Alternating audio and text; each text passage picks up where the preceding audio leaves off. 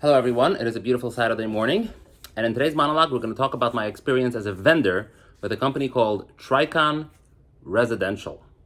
So it is a company that purchases and acquires hundreds, thousands of properties throughout America and Canada, and they renovate them if necessary, and then they lease them out long-term to people, while, of course, preserving the property value and holding out the possibility of selling it for a profit down the road. So they're maintaining their equity in the investment, and at the same time they're collecting rent/lease payments during the process. Great business, right?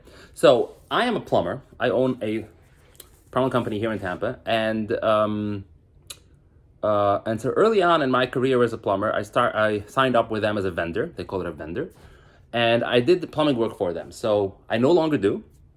And in this monologue, I'm going to explain to you my experience with them just overall and why I stopped doing business with them.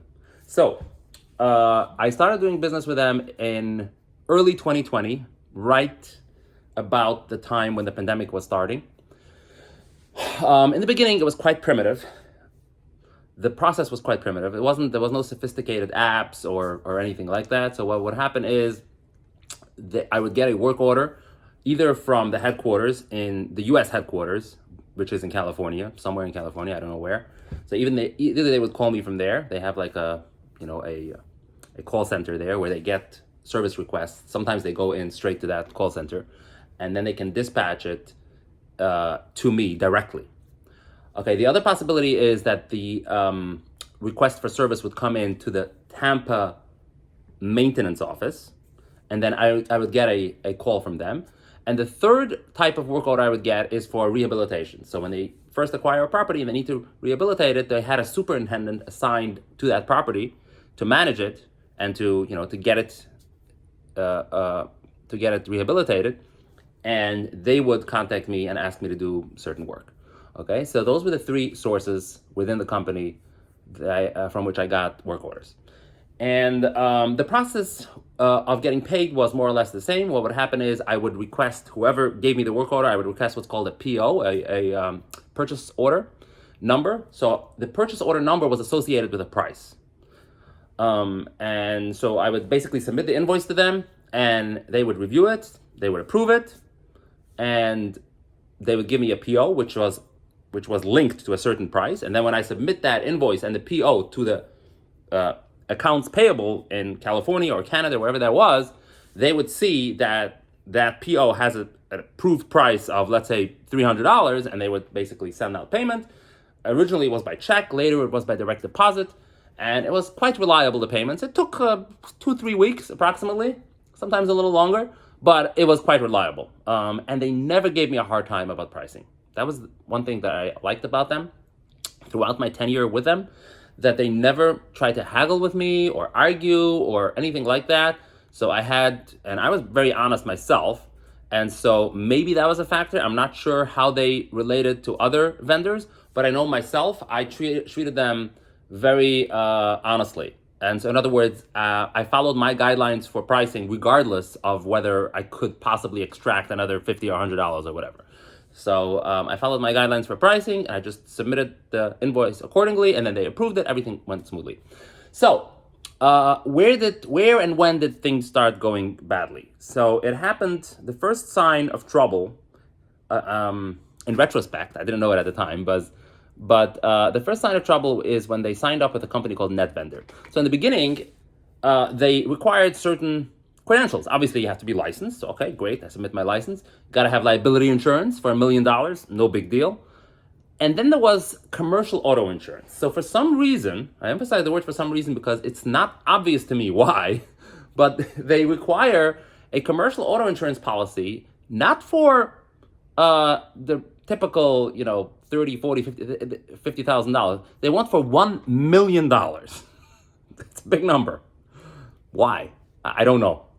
I don't know why. And it's not cheap, a policy like that. Because remember, the insurance companies, they know that I'm driving this vehicle around all day, right? What does all day mean? I'm on the road for 2-3 hours a day, right? At least, if not more. And so, and they're liable for $1 million.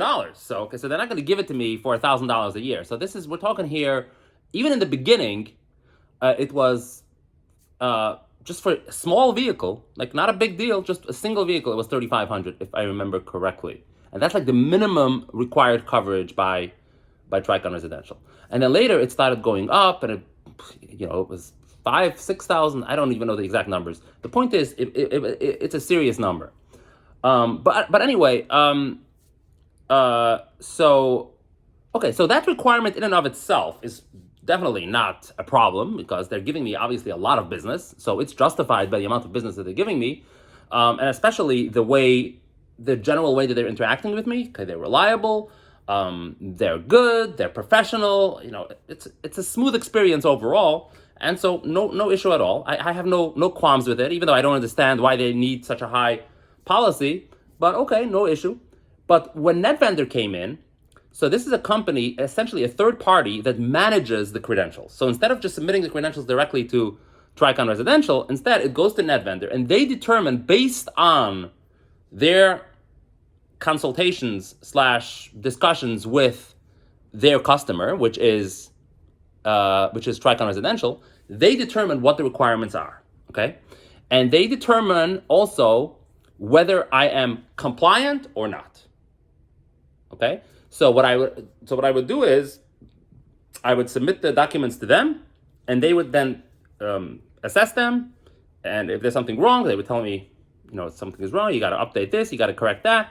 And then they would say, okay, you're compliant. Great. And then they would tell Tricon Residential, this vendor is compliant, so you can submit work orders to them, and you can pay them. I'm going to get back to this in a moment. There were payments issues due to this non-compliance. But so this is how it's supposed to work. But in practice, this NetVendor was a very, very flawed company. Very flawed. I didn't know it in the beginning, but there was this big event that happened. And I use the term big event because there were smaller kind of hiccups, bumps in the road before that. But the big event happened in about a year and a half, maybe 2 years, I should say, into my tenure with Tricon Residential. So this is in 2022, right? So probably mid/late 2022. And so my credentials came up for renewal. So, the things expire, right? The insurance, the COI, certificate of insurance, it expires eventually. And so they send me an email, or, okay, you need to update your COI or whatever. And so I do so, okay? And then they say, nope, it's no good. You need to correct such and such. So I corrected, I submitted it again. No, still no good. All right, I corrected again, submitted it again, still no good. And it kept happening like this again and again and again. They kept rejecting whatever I did. It didn't matter. I followed the directions, rejected. The rejection notices, they didn't have a lot of detail. Okay, so they didn't tell you specifically. A lot of times they said, oh, this is whatever. I don't remember the wording. This is 2 years ago. So I don't remember the exact wording that they used. All I knew is that there wasn't enough information for me to know what exactly they wanted. And here is the bigger problem that I had with NetVendor. And I didn't know this in the beginning, but after dealing with them extensively to trying to resolve this issue, I started realizing why it was so difficult to resolve. So what I realized is that this company is set up such that the people who actually process the documents that I submit, they are not communicable. I cannot communicate with them. Okay, so they're in one part of the company, and then the people that talk to me if I have an issue, like the customer service phone number, they're a completely different set of people, different manager, different training, everything different. The two don't talk to each other. Go figure. Who would set up a company like this? I don't know. So they don't talk to each other. So the person who I call to try to get clarification as to why I'm being rejected, they're reading the notes that the processor has left. Okay, notes that are substantially available to me myself, but I still don't know what it is. So maybe they have a little bit of more training as to what exactly they mean by saying that they want X, Y, and Z. But at the end of the day, they're not really helping me. So they're extremely nice. They pick up the phone and they talk to me for a long time, but they're not ultimately able to help me. So in a sense, it's a relief that you can talk to someone, but in substance, it's nothing, there's nothing there because they're not actually helping me. Helping me would be resolving the issue. And they just don't have the means at their disposal or the knowledge even to resolve the issue. They're unable to talk to the processor to get to the bottom of this as to why they're rejecting me. And they also don't know anything about insurance. They probably know even less than the actual processors, the ones who are processing my documents. And so, and again, I don't notice this as the event, the big event, was unfolding, and as it was intensifying and escalating, and I wasn't able to resolve this, I started learning more about how this company worked, how NetVendor worked, and yeah, this is what I discovered. Essentially, the people who are answering the phone, they know almost nothing. They know certain wording is required in the insurance, but they don't know why, and they don't even know what this wording means. So one of the issues was that they required certain wording, and I was on the phone with we had a three-way conference, me, NetVendor, and the insurance company, and it took a long time. This is not easy at all. We're on the phone. I had 1 hour long phone calls with them. And the insurance representative knew a little bit about what these wording actually meant, even though they're not lawyers. But the people from NetVendor knew even less. They knew nothing. So how are you going to resolve an issue when these people are just not trained properly? Anyway, so it was very, very frustrating. Very, very frustrating. The fact that I wasn't able to speak, I wasn't able to get to the bottom of this, wasn't able to resolve this, kept going back and forth. I submit a document, they reject it, they don't process the new document immediately. It takes 24 hours every single time I submit a new revision, and they keep rejecting it, and the final rejection I'll never forget, because this was the main stumbling block to me being approved, is that my insurance company had indicated an activation of a certain question, right? Activating it, saying, yes, he has this, right? By drawing an X in a box. So the X means yes, check, right? That's activated, right? Let's say, for example, there was on the COI, it said, does customer has non-owned coverage, right? And there was two boxes, there was a box next to it, and there would be an X in the box. So that meant, yes, he has it.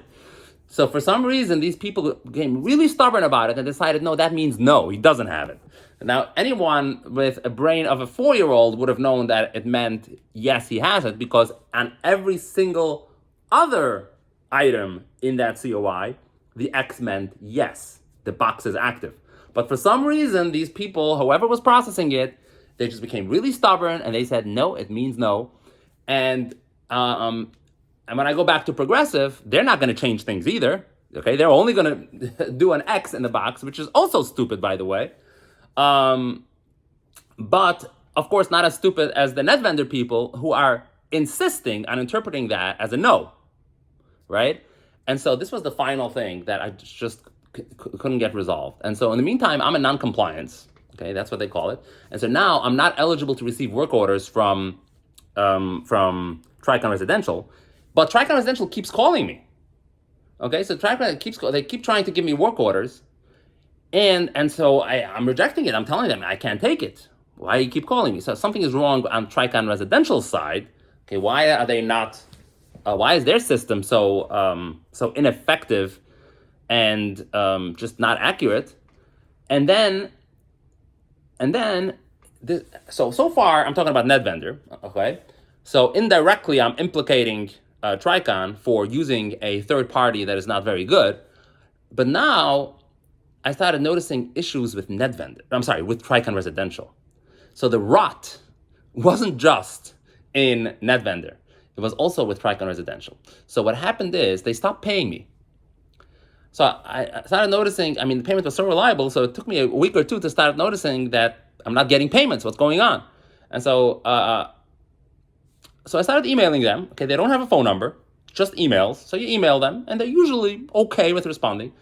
And so they responded that, we had some issue with whatever on our end. We had some issue, and there's a lot of other it was a vendor-wide issue.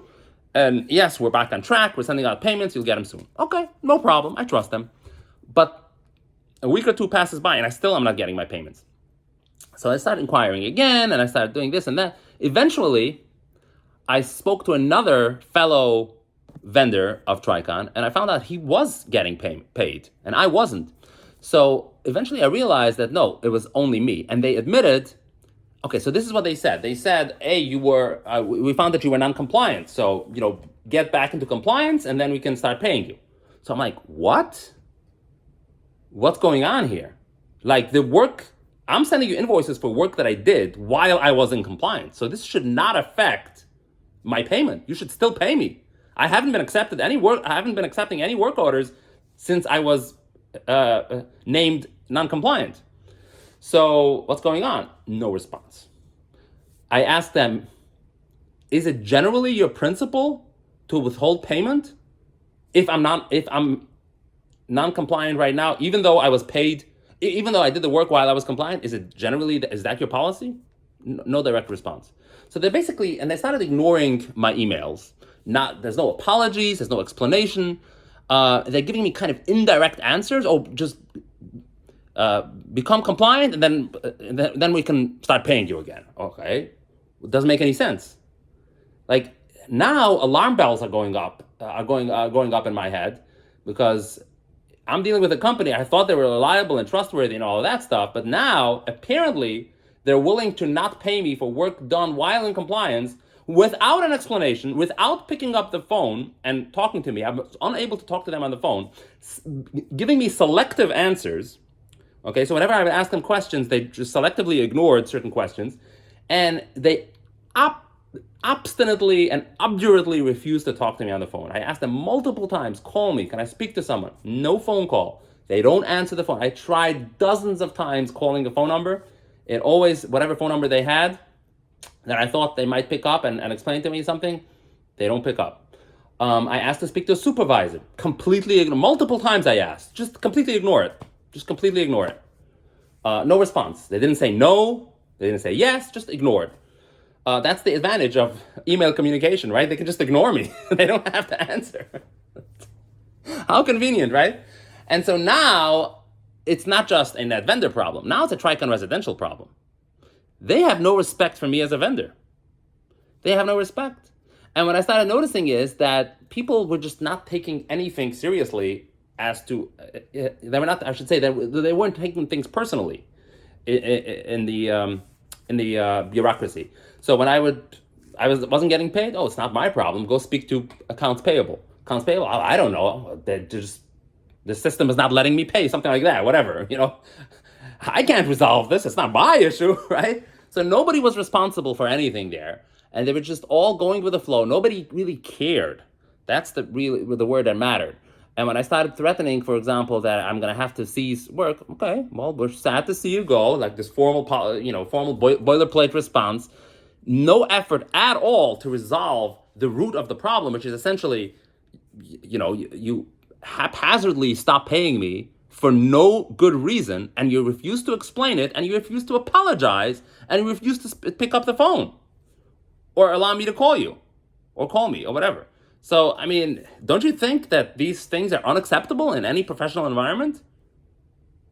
Apparently, they don't think so. And probably because they don't take it personal. It's just an office job for them. And who cares? Whatever. It's a big company. It's a lot of vendors. And there is no accountability for it. In other words, if they lose me, what's going to happen? Nothing. So the last thing I tried to do is trying to contact directly some type of supervisor. Like, for example, whoever was responsible, the highest ranking officer within Tricon that was responsible for vendors. And what I discovered is there was no information available anywhere as to how to reach out to them. How are you going to deal with a company like this? They don't publish information. There is no email, there's no phone number, no nothing. So you go on their website. There were some people named. For the most part, everything is anonymous. So in other words, they don't name the heads of certain offices, right? So there's no, who's the head of leasing, who's the head of accounts payable. It's not listed.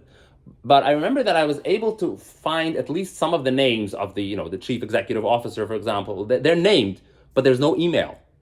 There's no email, there's no phone number, there's no contact information.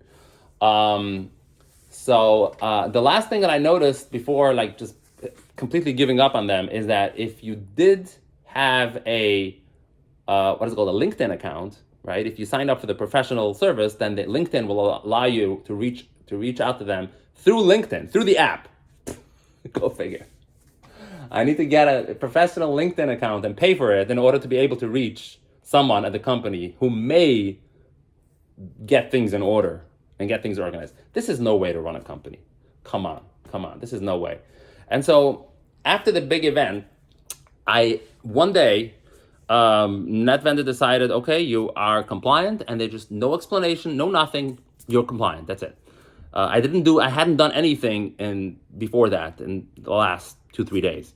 And so all I did at that point was stop accepting new work orders, and then just suddenly, like a week or two later or whatever, after I submitted the last document, they said, you're compliant, you're fine. So at that point, I resumed accepting work orders, but at that point, I felt it in my gut that this is not going to last for long, because if anything like this happens in the future, I was emotionally spent due to this whole episode, the big event, and I wasn't going to go through this again. And sure enough, half a year later, it happened again. Compliance time.